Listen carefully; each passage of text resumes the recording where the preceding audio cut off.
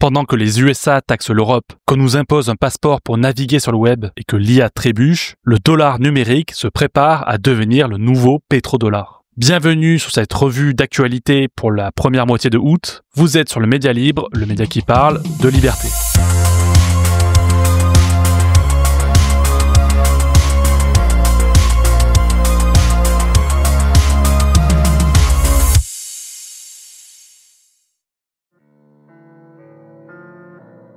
Fin juillet 2025, Donald Trump et Ursula von der Leyen ont renouvelé un accord commercial, avec pour objectif d'éviter une guerre tarifaire. En effet, Trump menaçait d'imposer des droits de douane généralisés de 30%, allant même jusqu'à 200% pour certains produits, comme les vins, spiritueux ou le luxe européen.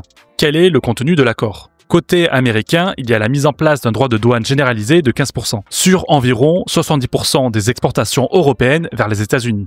Pour donner une idée, avant, les tarifs douaniers étaient de 2 à 3% en moyenne. Il y a aussi des exceptions. L'acier, l'aluminium et le cuivre, eux, ont droit à 50% de droits, alors que l'aéronautique et la pharmaceutique sont exemptés pour préserver les chaînes d'approvisionnement.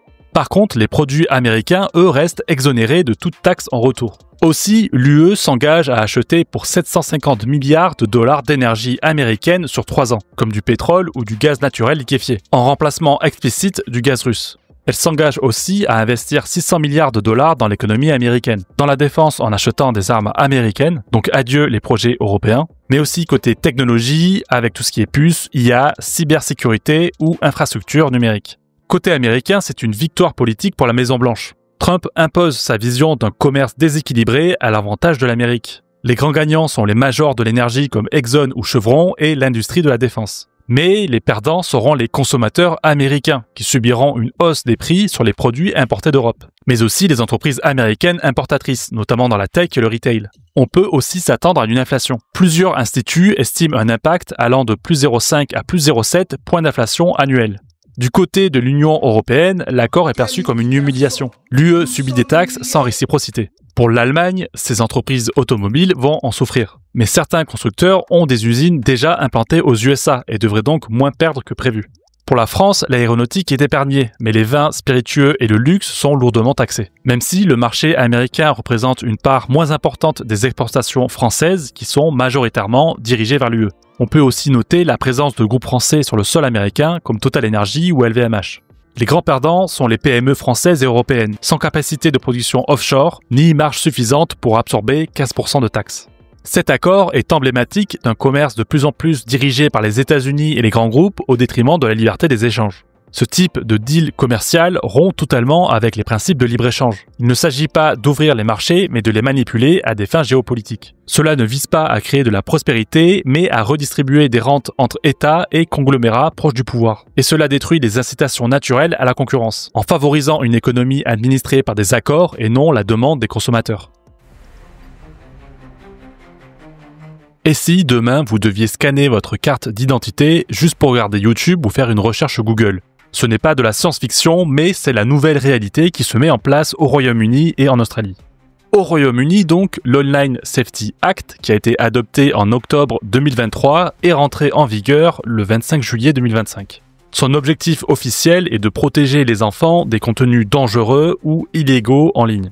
Grâce à cette loi, l'Ofcom, pour Office of Communications, l'autorité britannique de régulation des télécoms, télévision, radio et Internet, peut désormais imposer des vérifications d'âge obligatoires sur de très nombreux sites et peut aussi sanctionner lourdement les plateformes qui ne se conforment pas. Donc maintenant au Royaume-Uni, pour accéder à certains sites ou services, il faut prouver son âge, soit en scannant un document officiel comme une carte d'identité, un passeport ou un permis, soit par reconnaissance faciale, soit par carte bancaire. Sont concernés les réseaux sociaux, les sites de streaming, les forums, les services de jeux vidéo et bien sûr les sites pour adultes. Concrètement, cela inclut X, Reddit, Blue Sky, Discord, YouTube, mais aussi des plateformes de jeux comme Steam, le Xbox Live ou le PSN. Et si l'on pouvait s'attendre à ce que seuls les contenus interdits aux moins de 18 ans soient verrouillés, en réalité, il y a déjà pas mal d'abus. Par exemple, sur Reddit, parmi les subreddits soumis à la vérification d'âge, on retrouve Air Stop Smoking, où la communauté s'entraide pour arrêter de fumer, et Air Stop Drinking pour arrêter de boire.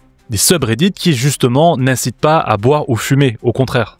Encore plus débile, le subreddit Air Periods, qui permet à des femmes de parler de menstruation, ou encore Air Assault, deux subreddits qui ne concernent absolument pas les filles mineures, c'est bien connu. Du côté de Steam, certains jeux ont carrément été retirés du catalogue. Et si Rockstar Games ne s'est pas encore exprimé sur le sujet, on peut facilement imaginer l'impact que ça pourrait avoir sur le lancement du prochain GTA 6 par exemple.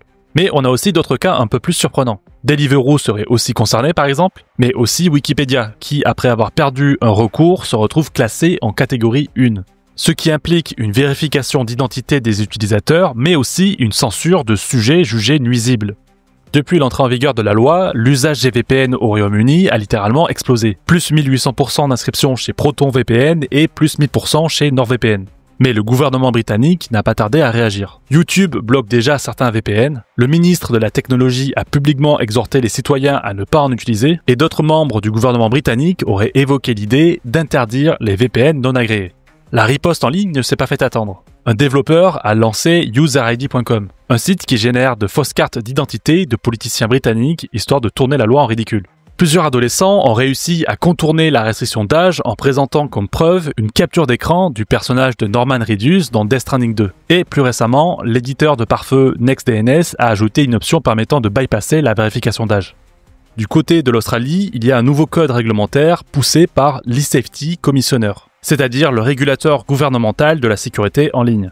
Soutenu par le gouvernement travailliste et les écologistes, l'application de cette loi est prévue à partir de décembre 2025. Cette fois-ci, l'obligation de vérification d'identité ne concerne pas seulement les réseaux sociaux, la messagerie ou les services pour gamers, mais aussi les stores d'applications, les chatbots IA et même les moteurs de recherche. Concrètement, chaque recherche, message ou contenu publié seront désormais reliés à une identité réelle. Pourront être utilisés pour s'identifier les cartes d'identité, passeports, permis, la reconnaissance faciale ou encore des services d'identification tiers. La raison officielle est de protéger les enfants contre les contenus inappropriés, mais encore une fois, il y a un risque de traçage généralisé de toute l'activité en ligne. Mais vous inquiétez pas, parce que du côté de l'Union européenne, on a aussi d'excellentes idées. Vous avez peut-être entendu parler de Chat Control. Si c'est pas le cas, c'est pas grave, on va tout vous expliquer. Le nom officiel de cette proposition de règlement européen est Child Abuse Regulation. Pour l'instant, ce n'est pas encore une loi, c'est une proposition législative introduite en 2022 par la commissaire européenne Eva Johansson.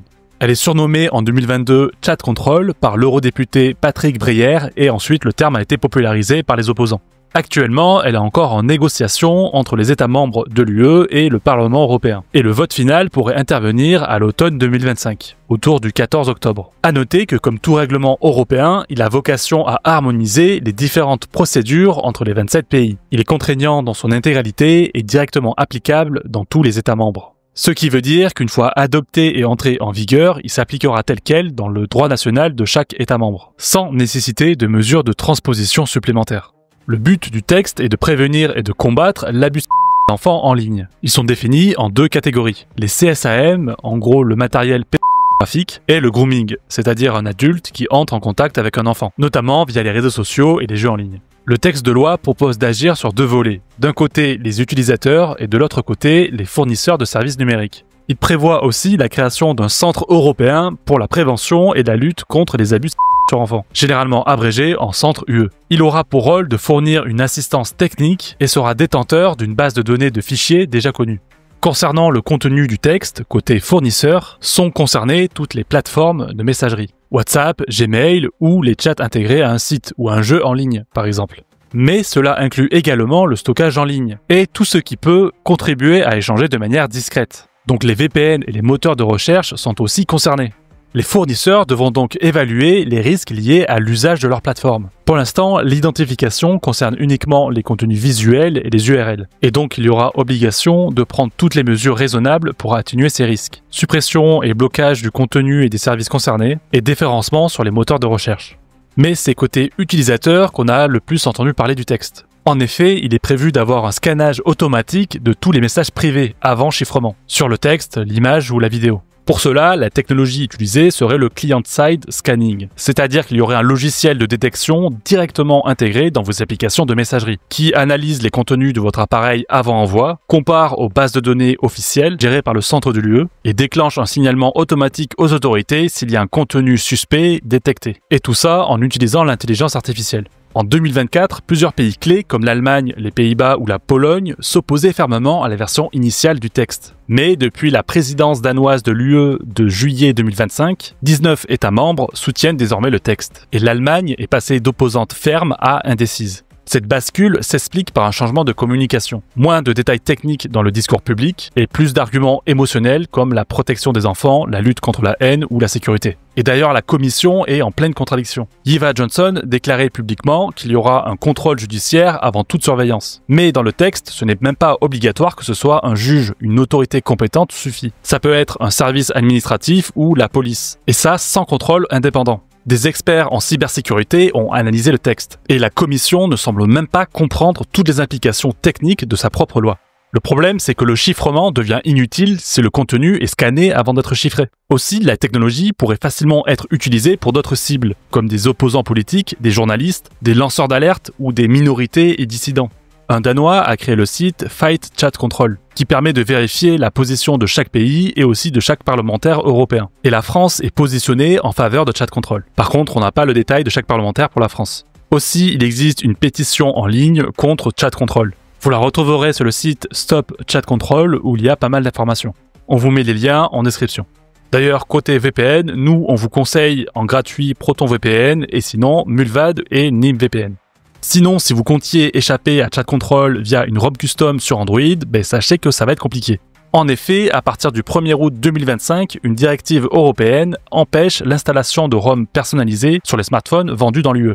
Cela vient d'une directive européenne existante depuis 2014 qui a été étendue et qui vise à renforcer la cybersécurité des appareils radio équipés. Maintenant, le firmware doit strictement être signé cryptographiquement. Il doit y avoir une vérification de celui-ci avant le démarrage et un blocage de tout firmware non signé ou modifié. Résultat, déverrouiller le bootloader devient impossible, ce qui limite l'installation de ROM alternatives et l'accès root. Les fabricants ont donc anticipé. Samsung avec One UI 8 a supprimé la possibilité de déverrouiller le bootloader. Et ce, pas seulement en Europe.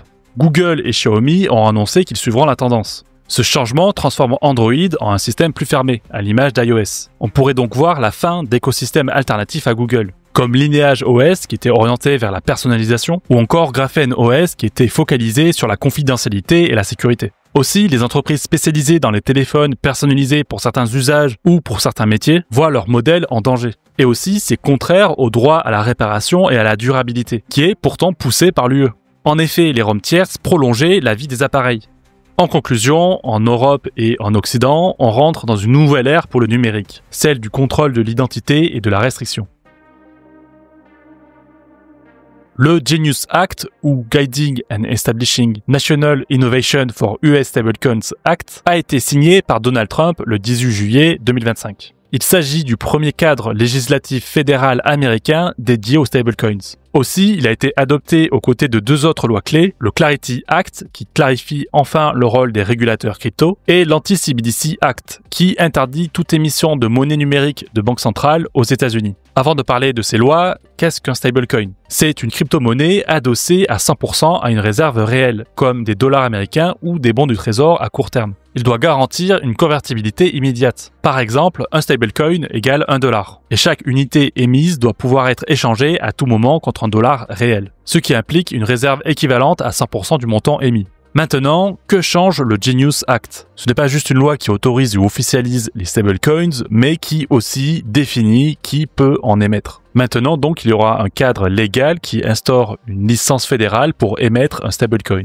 Et seules les banques agréées ou les filiales régulées pourront le faire. Le texte aussi impose une collatéralisation stricte. C'est-à-dire que les stablecoins doivent être adossés à 100% à des actifs sûrs libellés en dollars. Et les réserves doivent être déposées dans des institutions américaines. L'objectif assumé est de moderniser le système de paiement américain et de créer un véritable dollar tokenisé. Le stablecoin devient un nouveau vecteur d'expansion du dollar dans les paiements mondiaux. En effet, le dollar est de plus en plus concurrencé par les alternatives BRICS ou les cryptos souveraines. Et la position dominante du dollar est menacée, notamment avec les BRICS et leur volonté de s'émanciper du système de paiement SWIFT américain. La chaîne Grand Angle compare le Genius Act à une nouvelle tentative de faire un petit peu comme avec le pétrodollar.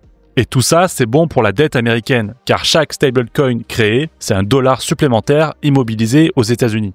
Concernant les deux autres lois, le Clarity Act clarifie la juridiction des régulateurs américains. La SEC régule les titres financiers et la CFTC supervise les cryptoactifs non financiers, comme Bitcoin ou Ethereum. Cela permet de mettre fin à des années d'incertitudes réglementaires. Ensuite, l'Anti-CBDC Act interdit formellement à la Fed de créer une monnaie numérique de banque centrale, de tester un projet pilote ou d'ouvrir des comptes pour les particuliers. Il protège donc les alternatives privées en dollars numériques que sont les stablecoins contre une centralisation étatique. Mais il faut noter que la première version du texte du Genius Act laissait sous-entendre qu'une monnaie numérique centrale restait une possibilité. Ce sont des élus républicains qui ont fait passer l'amendement pour avoir une interdiction claire et nette. Maintenant, peut-on se réjouir du Genius Act? La reconnaissance officielle des stablecoins est un soulagement pour les acteurs crypto. Et la protection contre une monnaie de banque centrale est une victoire pour les défenseurs de la vie privée. Mais il existe des inquiétudes et des critiques. En effet, le texte favorise les big tech et les grands acteurs bancaires. Le Genius Act va exclure les petits projets décentralisés trop coûteux à réguler. On peut y voir aussi un certain verrou de l'innovation car les nouvelles technologies monétaires devront se conformer au modèle dominant, avec un dollar collatéralisé et centralisé. Aussi, c'est le risque de voir se créer un cartel de stablecoins. Plusieurs experts redoutent un oligopole autorisé par l'État, où seuls quelques émetteurs accrédités dictent les règles. On n'aurait non plus une libre concurrence monétaire, mais plutôt un capitalisme de connivence où les big tech travaillent main dans la main avec le gouvernement américain. Aussi, est-ce qu'on n'aurait pas au final une sorte de CBDC mais déguisé? Si ce n'est pas la Fed qui l'émet, le gouvernement américain exerce un contrôle indirect via les émetteurs agréés. Et comme avec une CBDC, on retrouve une traçabilité des transactions et un contrôle fiscal et réglementaire centralisé. Et d'ailleurs, comme on l'a dit précédemment, la première version du texte laissait sous-entendre qu'une CBDC était possible. Au final, si ces lois peuvent être perçues comme bénéfiques pour l'écosystème crypto, elles comportent le risque de voir s'effacer la promesse d'une libre concurrence monétaire, au profit d'un capitalisme de connivence, où le gouvernement américain collabore étroitement avec les big tech et où la monnaie devient une arme géopolitique. Le 7 août 2025, OpenAI lançait officiellement ChatGPT 5. Sam Altman avait même teasé sur X en postant une image de l'étoile de la mort. Le message était clair, un modèle révolutionnaire allait débarquer. Sauf que depuis sa sortie officielle, celui-ci est assez critiqué. Altman décrivait GPT-5 comme un expert de niveau doctorat et sous-entendait que c'était une étape majeure vers l'intelligence artificielle générale. On nous promettait une mémoire élargie, une multimodalité totale, texte, code, image, audio ou vidéo, une réduction des hallucinations et surtout une plus grande rapidité et précision. Aussi, il y avait une nouveauté avec ce que OpenAI appelle le système de routeur. Au lieu de vous laisser choisir le modèle, comme par exemple GPT-4o pour l'image et GPT-4.5 pour la relecture, GPT-5 analyse votre requête et décide automatiquement quel modèle interne utiliser. L'idée est de simplifier l'utilisation, mais aussi d'économiser des ressources. Si vous demandez une tâche basique, pas besoin de mobiliser un modèle lourd et coûteux. Mais est-ce que GPT-5 a tenu ses promesses? Côté performance, GPT-5 brille dans la plupart des benchmarks, notamment pour écrire du code. Globalement, il est plus rapide et robuste. Mais côté créativité et rédaction, il est un petit peu en deçà de ce qu'on pouvait attendre. Aussi, il a eu un lancement plutôt chaotique, notamment en cause le système de routeur. On a eu droit à des réponses absurdes, des erreurs de logique et un sentiment de dégradation. D'ailleurs, pour lui, Joe Biden était toujours président. Alors c'est pas GPT-5 en lui-même qui était pas bon, c'est le système de routeur qui, au lancement, a dysfonctionné et qui donc utilisait les mauvais modèles pour répondre le plus correctement possible à certaines questions. Alors le souci a été réglé, mais pour certains utilisateurs chevronnés, le routeur est vécu comme une perte de contrôle. Là où il pouvait autrefois enchaîner plusieurs modèles spécialisés pour peaufiner un travail, il se retrouve maintenant avec une boîte noire qui décide seule et pas toujours bien. Aussi, certains utilisateurs n'ont pas apprécié le côté plus froid et rigide du modèle. Globalement, GPT-5 a plutôt de bons atouts en termes de performance, notamment pour le code. Mais entre le marketing exagéré, les attentes trop hautes et le lancement raté, il est surtout devenu une grande leçon. Même l'IA la plus avancée doit rester centrée sur l'utilisateur, qu'il soit casual ou expert. Si vous avez pu tester le modèle, n'hésitez pas à nous dire en commentaire ce que vous en avez pensé. Merci à vous d'avoir suivi cette vidéo. Surtout si vous l'avez aimé, n'hésitez pas à liker et à vous abonner. N'hésitez pas à commenter. Pour l'instant, vous n'avez pas besoin de carte d'identité pour ça. Et moi, je vous dis à la prochaine pour parler encore de liberté.